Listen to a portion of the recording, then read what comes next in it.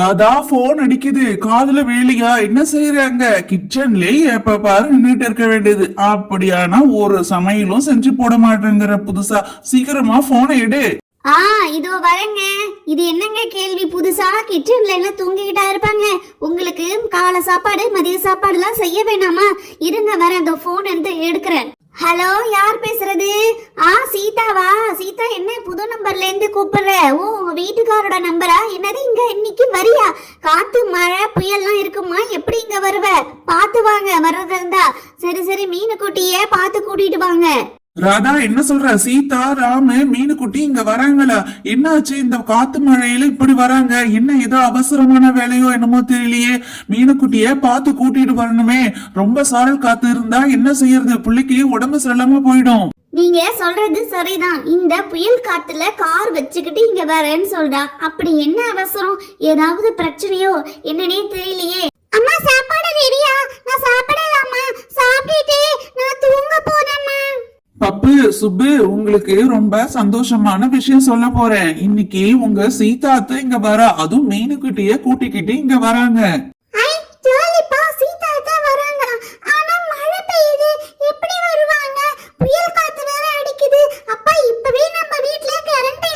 Radha, current வேற இல்ல.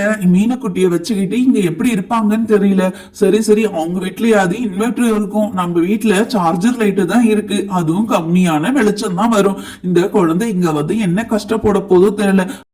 Current வந்தா எந்த பிரச்சனையும் இல்ல. நான் நல்லா தான் பாத்துப்பேன் உங்க தங்கச்சியும் உங்க தங்கச்சி குழந்தையும்.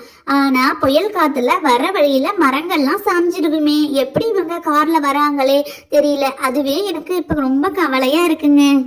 அம்மா, அப்பா சொன்ன மாதிரி சார்ஜர் லைட்டோட பவர் குறைஞ்சிடுச்சு. முத விட இப்ப இருட்டா தெரியுது. மீனுக்குட்டி வந்ததும் நம்மள பார்த்து அழ போறா.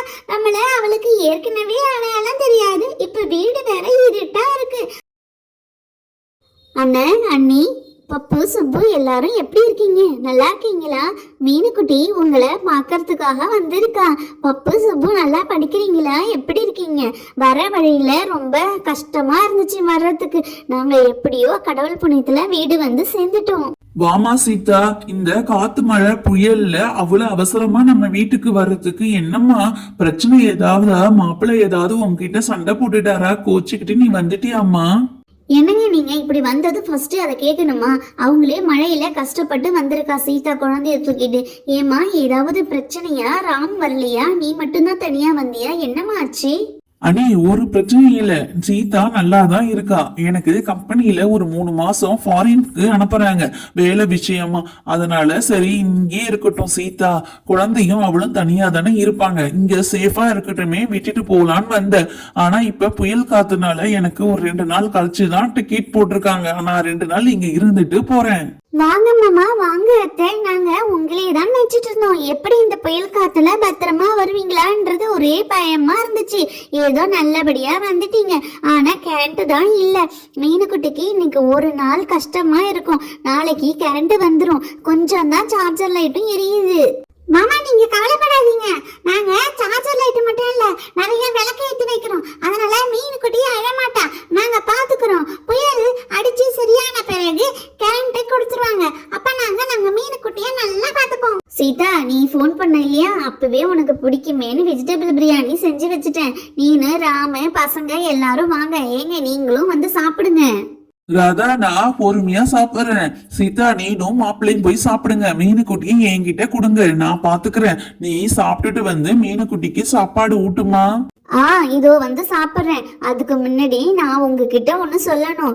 ஏங்க, நீங்க எல்லாரும் மழை புயல் காத்துல சேஃபா பத்திரமா இருங்க.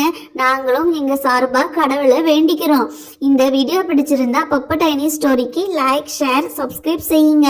தேங்க்ஸ் ஃபார் வாட்சிங். நெக்ஸ்ட் வீடியோல சந்திக்கலாம்.